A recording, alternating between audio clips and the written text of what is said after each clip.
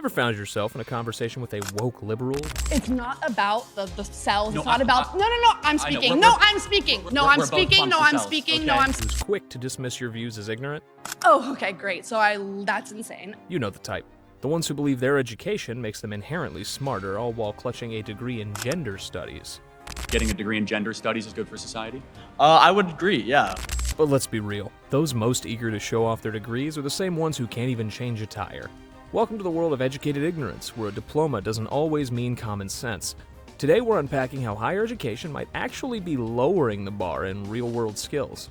We'll explore how this mindset stems from a sense of entitlement bred in academia, fueled by ideologically driven professors and a disconnect from the job market. Are they truly smarter or just better at sounding off?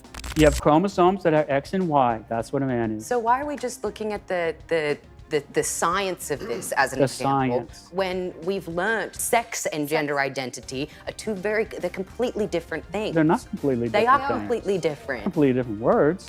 Stick around as we dissect the narrative that woke liberals think they're smarter than you. But are they? There's a prevailing belief that attending a university is a surefire path to enlightenment, yet many graduates emerge with a bubble of inflated self-perception. They swagger around with unwavering confidence, thinking that their degree in gender studies or liberal arts makes them intellectual heavyweights.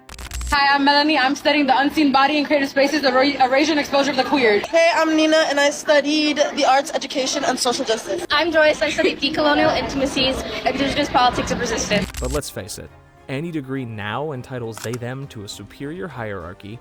Maria, I'm 30 years old. I have my PhD in cancer biology and I work in a biotech industry. Grad school, I went to University of South Carolina, and undergrad, I went to University of Florida. Reeking of overconfidence that many can smell from a mile away. 1, 2, 3, 4, 5, 6. 1, immigrant parents, first generation going to college, humble, modest. 2, me, I don't know, PhD, cancer biology scientist. I work in a biotech company. We make COVID-19 testing kits, stuff like that. And then 6. It has nothing to do with your background. I don't think you really have the highest EQ out of all of us. Number 2 would be Kaylee. Number 3 will be Tyler. And number 4 would be Shada. Number 5 is Sean, and number 6 is Maria.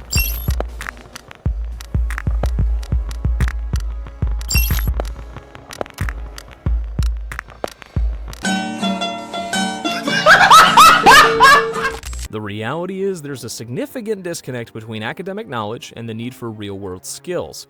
Understanding the deeper things in life. At the very least, though, it should be preparing one for the job market. Do you think college does those things? While universities churn out graduates with impressive resumes, many of these degrees are in fields that lack marketplace relevance. In fact, a study from the Federal Reserve shows that nearly 40% of recent graduates are working in jobs that don't even require a degree.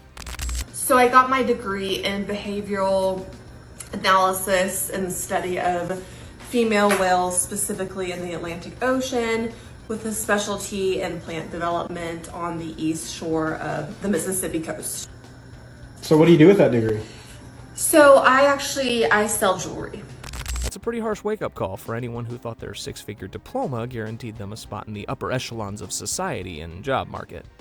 This disconnect isn't just about knowledge, it's about common sense. A college degree doesn't equate to practical knowledge. There's no need even to have a college degree at all, or even high school. If somebody graduated from a great university, that may be an indication that they will be capable of great things, but it's not necessarily the case. Or the ability to navigate life's challenges. Just because someone can recite the theory behind intersectionality doesn't mean they can balance a checkbook or know which end of a hammer to hold. The stark reality is that many graduates find themselves drowning in student debt, with the average borrower owing over $40,000 after graduation. Yet universities and professors tout the transformative power of a degree, urging students to invest in their future and follow your passion, only to find out that their dream job is paying just enough to cover their caffeine habit. Hell, some are struggling to secure any job that pays enough to cover the monthly bills. 5 days out of the week, 40 hours a week, okay? I do not make enough to live on my own. I would not make enough to pay rent, water, electric, and eat. Ultimately, the education bubble breeds a false sense of superiority that's not only misplaced, but often dangerous. People with so much experience, all I got is my degree. You know, people say, get your degree, but then they don't talk about how you They aren't providing real-world experience, but rather teaching them how to play a victim. So, as we explore further, let's examine how this mindset fuels the entitlement and resentment felt by those who graduate with degrees but no direction. If there's one thing many college students and recent graduates have in common, it's a sense of entitlement that borders on delusion. There's this belief that a degree, often in a field barely recognized outside campus walls, that they're a waste of time. That's kind of scammy, right? Oh, I think that some classes. Ooh, some. So you have to probably go in debt, right? Depends. Okay. Are you going into debt? Somehow guarantees a high-paying job. Forget skills or adaptability, they figure the diploma alone should roll out the red carpet to success. And why wouldn't they think that? Many attend college on scholarships and grants. I picked a school that actually offered me a scholarship. Oh, so someone else is paying for your college. Oh, I don't know. Depends on me. I mean, that's... So it's easy to assume a lucrative career is just the next handout. After all, when someone else is footing the bill, why not expect the VIP treatment in the job market too? But let's get real for a second. If you think college is a right, then so is my right to not hire you. This disconnect leaves some graduates feeling disillusioned when their expectations don't match the market realities. Some of this is self-imposed from Gen Z, but a lot of Gen Z's issues stem from false promises and unrealistic expectations from society. According to Charlie Kirk, many of these students have been indoctrinated to believe that simply by having a degree, employers less and less likely actually want to hire kids from college because they work the least, they're the most entitled, and they're quickest to run to HR about problems. And my whole point is to try to push the boundaries of discussion to make you guys open your eyes and realize you guys are getting ripped off by the institution here. They can walk into the job market expecting six figures and corner offices, only to find out that their utopian literature degree doesn't exactly make them high demand. When these graduates find themselves struggling to land a job, this is the most humbled I've ever felt in my life. I'm literally holding resumes, a stack of them, so that I can go in person to places and say, are you guys hiring? It's honestly a little bit embarrassing because I'm literally applying for like minimum wage jobs, and some of them are being like, we're not hiring, and it's like, what? Especially in competitive fields, they often lash out in frustration, which, as of late, often manifests into protests demanding that employers create more entry-level positions, higher wages, or that the government come and bail them out from their financial woes. It's like throwing a tantrum in a candy store because they don't have your favorite gluten-free organic gummy bears. The world doesn't owe you a living just because you survived 4 years of late-night study sessions. And let's be real, if you've mastered Useless Studies 101, surely you can understand that not every passion pays the bills. So don't expect sympathy for your decision in piling up student loan debt like you're collecting Pokemon cards. This entitlement isn't just harmful to the individuals who cling to it, it affects the workforce as a whole. Employers are confronted with applicants focused more on the roles they feel entitled to rather than the contributions they can actually make. It's a mentality that can contribute to workplace friction and dissatisfaction as graduates navigate the challenges of entry-level roles. That 60% of companies dismissed a recent graduate within just first year of employment. Employers cited a lack of motivation, poor communication skills, and unprofessional behavior as key reasons. 50% of businesses noted that these young employees lacked initiative. It's no wonder why employers are seeing this generation as more toxic, less productive, or simply more of a headache to their culture, and now getting, "You're fired! Get out! Get out! Get out!" As Kirk points out, colleges and universities can sometimes contribute to this mindset by framing degrees as tickets to guaranteed employment. So as I mentioned, we have 11 million job openings in this country right now that do not require a college degree. I'm guessing in this room that within 4 to 5 years, you guys would be able to earn $80 to $100,000 a year, yes? But today's job market prizes skills, experience, and flexibility over academic titles. The sooner graduates adapt to these expectations, the better equipped they'll be to bridge the gap between their education and the demands of the marketplace, fostering a more balanced and prepared workforce and society. In today's academic landscape, woke professors wield an alarming amount of influence over the beliefs and perceptions of their students. Rather than encouraging a diverse array of viewpoints, many educators push a singular ideological narrative. Similar thing, I think that we currently have a system that rewards professors that want to write their book and sell it back to their class. that shapes how students think and engage with the world.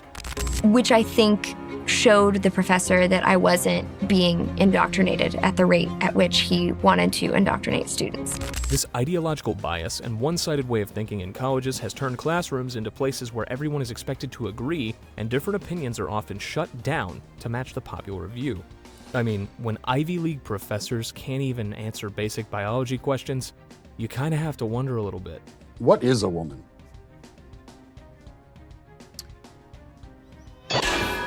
Boys have a penis, girls have a vagina.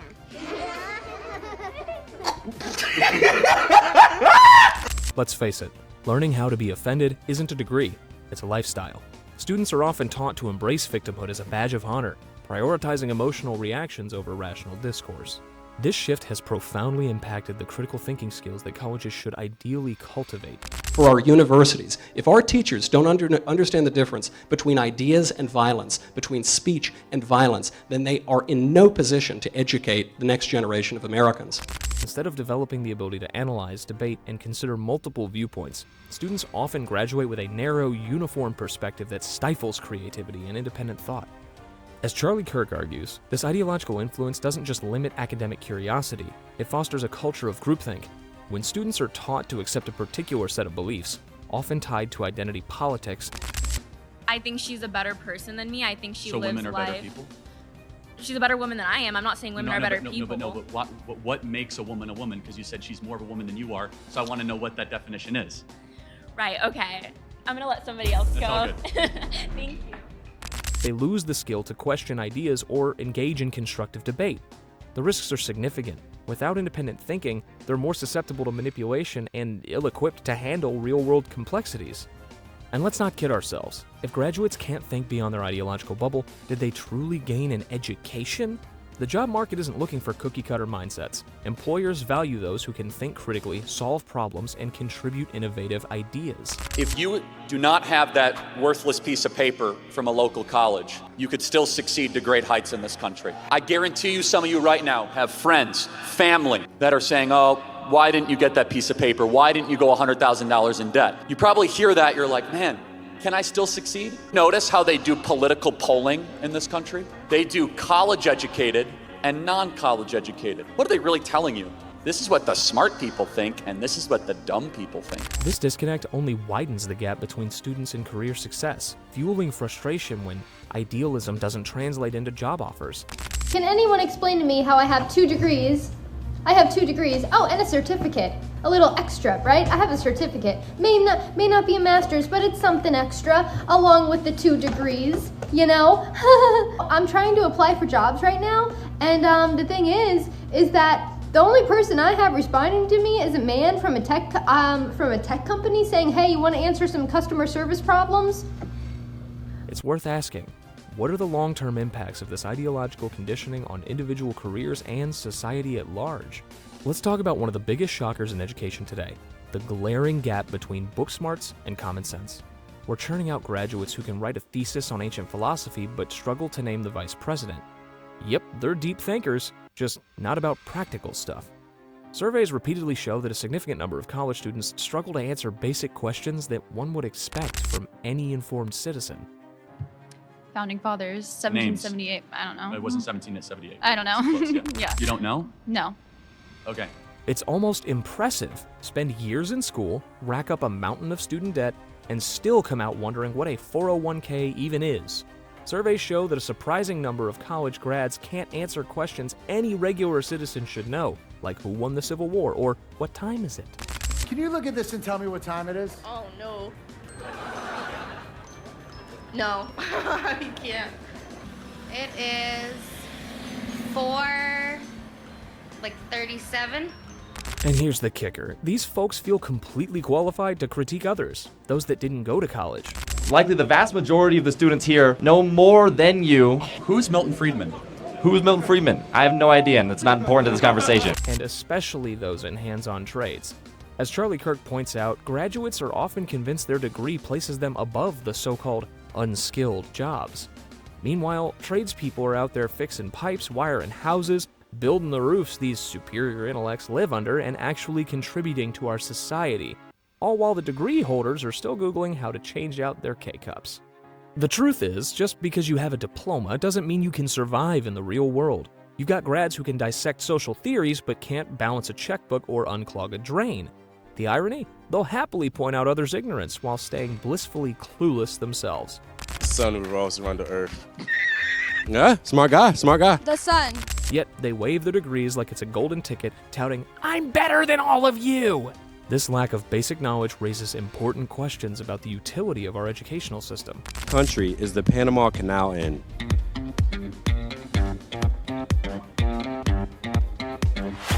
I have literally no idea. Oh my god. Are we educating students to be life ready, or are we creating a generation skilled only in debating esoteric ideas, unable to manage real life responsibilities? Because right now, it looks like we're cranking out experts in abstract concepts who'd call mom to accompany them to their first job interview. As we dig deeper, let's consider what this knowledge gap means, not just for individual futures, but for the job market and society as a whole. So, there you have it. A diploma doesn't always equal smarts, and woke wisdom might not get you far when the sink's leaking at 2 a.m. We've peeked behind the academic curtain, questioned the education equals intelligence myth, and exposed just how far the college bubble is from reality. In an age where practical skills often hold more value than mere academic credentials, it's time to challenge our definitions of intelligence. So, if you're smart, you'll hit subscribe and stick around for our next video, because these days, a bit of common sense might be the most valuable education of all.